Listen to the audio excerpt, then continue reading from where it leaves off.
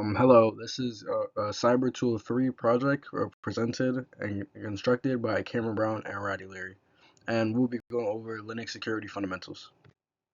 So in this presentation, we'll be covering access control, which is users, groups, password policies, and least privilege, data security, which is file permissions, encryption, and backup recovery, and system hardening, which includes patching, CIS benchmarks, and configuration hardening. So for the first module, we'll do access control and authentication policies.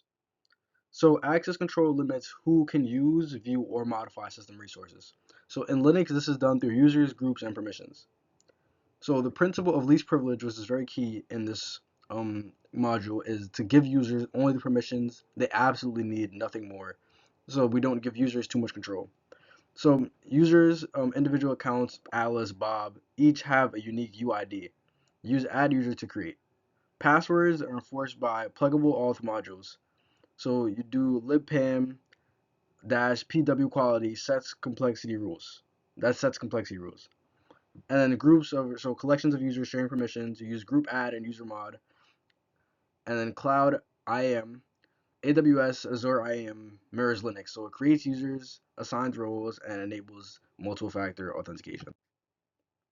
So how do you do it? So these are just the instructions on how we were able to do this. We were able to use access control. So we did sudo add user, and then we did sudo group add, sudo user mod, sudo apt install, and then get and group admins.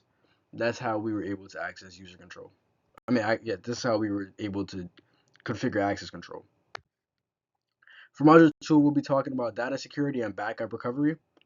So um, we want to make sure that we're securing data at rest, and data at rest is data stored on a disk. So we protect it through permissions, encryptions, and backups. So layer 1 is file permissions, so chmod 700 means only the owner can read, write, execute, no one else can touch it. Layer 2 is disk encryption, LUKS or BitLocker. It encrypts the entire disk, so data is unreadable without the key, even if physically stolen. This protects from like physical attacks and overall makes your cyber stronger. And layer 3 is backup and recovery. So so pretty much you run this command right here, which creates a compressed archive and it simulates data loss, then restores to confirm recoverability. So this is just a slide showing how to do it, how we were able to access data security. So with the commands, the specific commands that we ran to get there, and yeah. So 700 is others. So group and others none. So 700 is owner RWX, group and others none. And then for disk encryption, if full disk encryption, it protects stolen hardware. And then for the backup, we use secure data, just create zip, sorry, create gzip, and this was to create a backup, and then we restored and verified with the secure data command once again, and ls secure underscore data. And then module 3 is patching and system hardening. So, what is system hardening exactly? Hardening reduces the attack surface of a system by patching vulnerabilities and removing unnecessary features.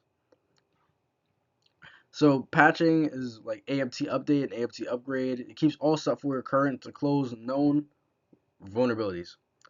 So, it makes sure that it ensures that your software is always up to date, so that any vulnerabilities will be so that the software is best able to counter any known vulnerabilities.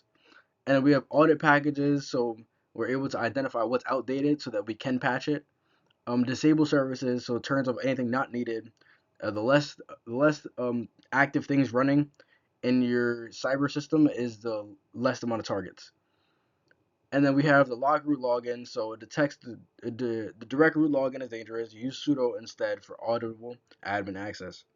The verify state, so yeah, it just confirms that the changes actually worked and to document the hard baseline, and then you document it. So you keep a patch log and checklist, screenshots, prove compliance, and help during incident response. And this is just the how to do it. So we fetch and then we use sudo apt update and sudo apt upgrade and that fetches and installs all available security patches. And we use apt list upgradables sudo apt get just print upgrade to review what will change before applying. And then we disable services that we don't need, So we use disable to disable cups, disable CUPS, and to stop.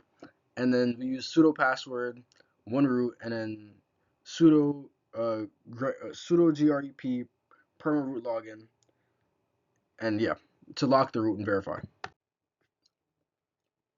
And these are just the things we went over: user group listing, screenshot of etc security, PW quality, and test showing weak password rejection.